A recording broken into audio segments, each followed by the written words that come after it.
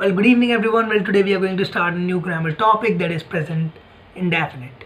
Before starting this topic, मैं थोड़ा YouTube में इधर उधर घूम रहा था and I saw a lot of present definite videos and what I got to know कि जिन सेंटेंस के एंड में ता है, ती है, ते है का इस्तेमाल होता है वो सेंटेंस हमारे प्रेजेंट डेफिनेट में बनते हैं.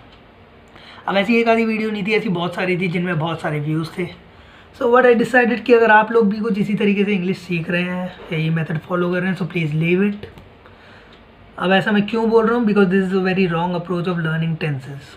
अब ऐसा क्यों है, इस चीज़ को अभी छोड़ दीजिए. जैसे इतना समझ लो कि इंग्लिश हमारी लैंग्वेज नहीं है, ये हमने नहीं बनाई और जिसने ही बनाई है उसने ये सोच के तो बिल्कुल नहीं बनाई कि ता है, ती है, ते है भी कोई कॉन्सेप्ट है.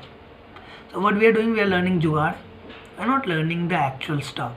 सो today I am going to tell you the 5 uses of present definite. So let's start. अब 5 यूजेस ऑफ प्रेजेंट डेफिनेट क्या क्या है वो पहले वो जान लेते हैं. राइट, 5 यूजेस है हमारे. First of all habitual action, then universal truth, then likes dislikes, then हमारे scientific facts and last sports commentary. अब let's go through it one by one. सबसे पहले हम समझते हैं हैबिचुअल एक्शंस क्या होता है, उनके हम एग्जांपल्स भी समझेंगे. हैबिचुअल एक्शंस मतलब जो हमारे काम ऐसे काम हमारे जो हमारी हैबिट्स से जुड़े हैं, जो भी हमारी हैबिट्स हैं. फॉर एग्जांपल, मैं सुबह जल्दी उठता हूँ, I wake up early in the morning, this is what my habit. अपनी हैबिट को डिस्क्राइब करने के लिए मैंने कौन सा टेंस यूज़ करा? Present definite. Similarly I go to bed early, this is my habit. Let's say I wash my hand before any meal, ठीक है, this is my habit. I bite my nails, this is my habit. ठीक है, तो that's how we describe our habits and उसको describe करने के लिए हम प्रेजेंट डेफिनेट का इस्तेमाल करते हैं. Similarly what is habit? Habit is anything that we do on any interval of time. Right, या हम उसे कभी भी नहीं करते. For example, I never smoke. ये काम ऐसा है जो मैं कभी नहीं करता but still it is my good habit. Right. Second use is universal truth.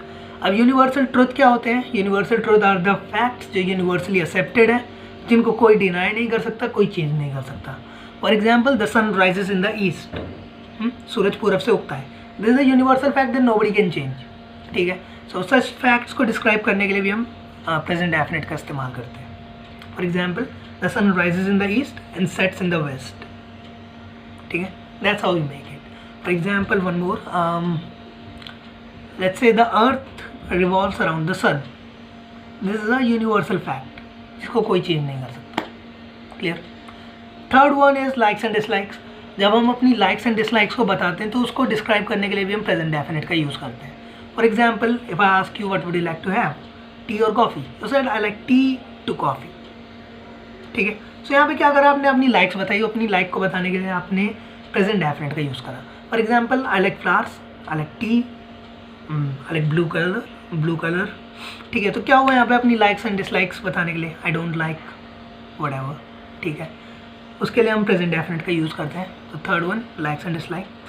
Then fourth comes to scientific fact. अब साइंटिफिक फैक्ट क्या होते हैं हमारे? जैसे कोई से भी फैक्ट जो साइंस ने प्रूव कर रखे हैं. For example, let's say water boils at 100 degree Celsius. This what everybody knows. ठीक है, एंड ये साइंस के द्वारा प्रूव हो रखा है, इट इज़ ऑलरेडी प्रूवन. ठीक है, water freezes at 0 degree Celsius या below 0 degree Celsius. This also proven. ठीक है, plants prepare their food by the process of photosynthesis. ठीक है, that's how the scientific facts are described with the help of present definite. ठीक है, there are 4 uses. अब last जो use है हमारा वो है स्पोर्ट्स कमेंट्री. अगर आप लोग अपनी इंग्लिश इंप्रूव करना चाहते हो तो आई रिकमेंड यू गाइस कि आप लोग स्पोर्ट्स कमेंट्री सुना करें because it's a listening exercise. Right, for learning English you are not suppose to only speak, you are suppose to listen also.